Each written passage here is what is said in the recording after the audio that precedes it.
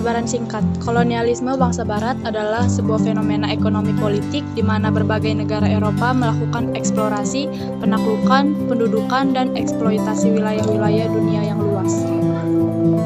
Waktu berlangsungnya, sejarah mencatat bangsa-bangsa Barat menjalankan praktik kolonialisme di Indonesia sejak awal abad ke-16 hingga pertengahan abad ke-20. Selama kurun waktu tersebut, bangsa-bangsa seperti Inggris, Portugis, Spanyol, dan Belanda berusaha menguasai wilayah-wilayah di Indonesia. Kondisi kehidupan masyarakat dalam berbagai aspek, di antaranya aspek politik. 1. Sistem hukum Barat modern menggantikan hukum adat. Yang kedua, kebijakan raja juga dipengaruhi oleh Belanda. Aspek yang selanjutnya yaitu aspek sosial. Yang pertama, munculnya berbagai golongan sosial seperti golongan pribumi, golongan timur asing, dan golongan Eropa. Yang kedua, terjadi penindasan dan pemerasan yang keras, dan kebiasaan Indonesia yang diganti oleh kebiasaan pemerintah Belanda. Ya, selanjutnya ada aspek budaya. Yang pertama, banyaknya kata serapan dari bahasa Belanda, Portugis, dan Inggris, seperti handuk dari handuk, sepatu dari sepato, dan buku dari book. Yang kedua, memperkenalkan hal-hal baru Indonesia seperti musik internasional, tarian, dan bangunan bersejarah.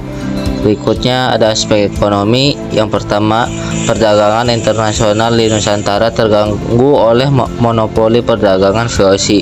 Yang kedua, VOC menggunakan penguasaan konvensional untuk mengeksploitasi tanah jajahan dan mengambil hasil bumi.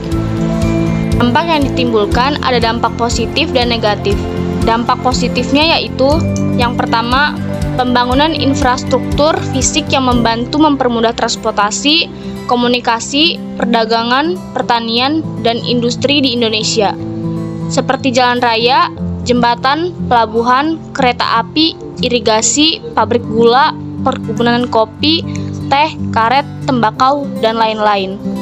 Peningkatan pendidikan dan kesehatan, seperti sekolah modern, rumah sakit, puskesmas, dan lain-lain. Meskipun tidak semua orang dapat menikmati fasilitas tersebut karena adanya diskriminasi rasial dan sosial, namun hal ini memberikan kesempatan bagi sebagian orang Indonesia untuk mendapatkan ilmu pengetahuan dan keterampilan modern yang berguna bagi perkembangan bangsa. Kemudian ada dampak negatifnya, yaitu yang pertama, eksploitasi sumber daya alam. Kolonialis dan imperialis menguras sumber daya alam Indonesia untuk kepentingan mereka sendiri, seperti emas, perak, rempah-rempah, minyak bumi, batu bara, timah, nikel, dan lain-lain.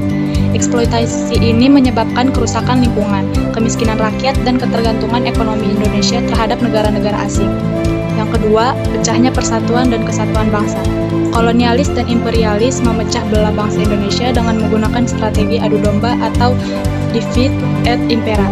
Mereka memanfaatkan perbedaan suku, agama, ras, dan golongan untuk menimbulkan konflik dan permusuhan antara masyarakat Indonesia.